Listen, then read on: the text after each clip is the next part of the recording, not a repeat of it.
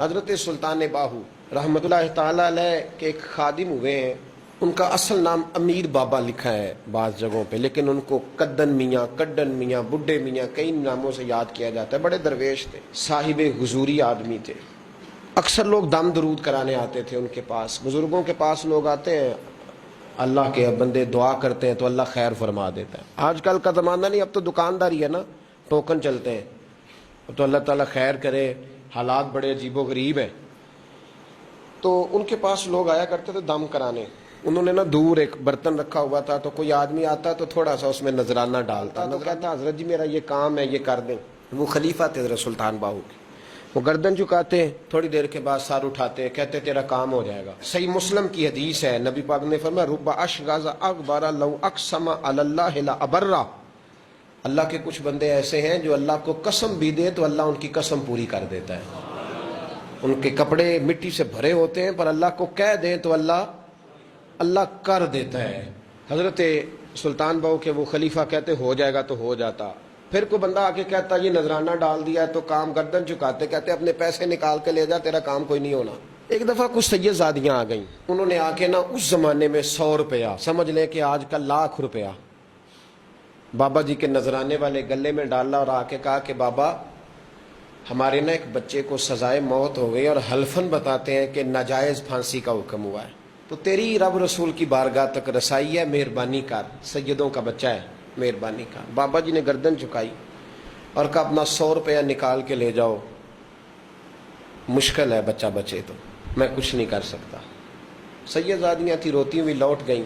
بچے کی نانی زندہ تھی، ان کو جا کے بتایا تو وہ رونے لگ گئیں، کہنے لگیں تمہیں بات نہیں کرنی آئی، اللہ کے بندے بڑے نرم دل ہوتے ہیں، تمہیں منانا نہیں آیا، ورنہ یہ ہو سکتا تھا۔ میں جاتی ہوں۔ وہ آئی، 100 روپیہ ڈالا اور بابا جی امیر صاحب کے پاس بیٹھ کے کہنے لگی بابا بات یہ ہے کہ ہم سید ہیں، ہے سارا ہمارے گھرانے کا، پر چلو آج تک رسائی تیری ہے، آج کل تیرے تعلقات مضبوط ہیں تو مہربانی کر، کوئی غلط بات نہیں، بچے کو پھانسی غلط ہو رہی، مہربانی کر۔ بابا کہنے لگا اماں میرے بس میں نہیں، میں بھی تو اللہ کا کمزور بندہ ہوں نا، مالک کا کمزور بندہ ہوں، کو ضروری نہیں، دعا پہ فضل ہوتا ہے، اگر اس کی مشیت ہو تو پھر بندہ کیا کر سکتا ہے۔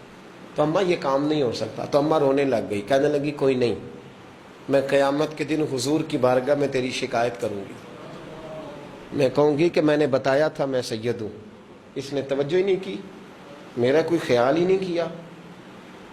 بابا صاحب فرمانے لگے اماں پیسے نہ نکالنا، جا تیرا کام ہو جائے گا، جا تو ہو گیا تیرا مسئلہ حل ہو جائے گا۔ وہ آپ پیسے رکھتے تھے تو سال کے بعد، 6 مہینے کے بعد، مہینے کے بعد جا کے حضرت سلطان باہو کو دے کے آیا کرتے، وہ وہاں لنگر میں یا کسی جگہ خرچ کرتے تھے۔ جس دن اس بچے کی پھانسی کا وقت تھا نا، تو وہ بابا جی حضرت سلطان باہو کے پاس چلے گئے۔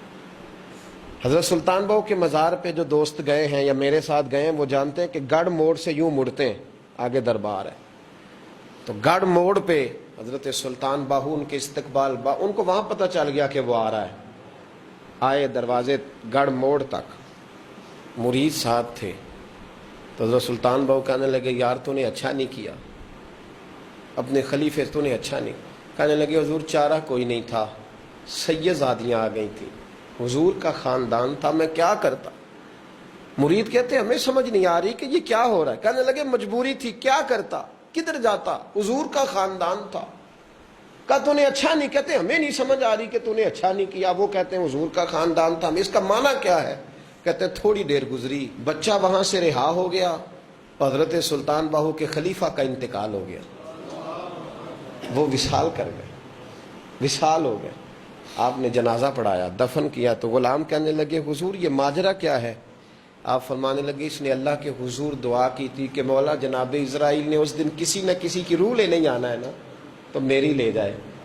اب سیدزادیاں دروازے پہ آ گئی ہیں، تو سادات کو تو خالی نہیں نہ بھیجا جا سکتا، مصطفیٰ کا خاندان ہے، حضور میری روح لے جائی جائے اور اس سیدزادے کو چھوڑ دیا جائے۔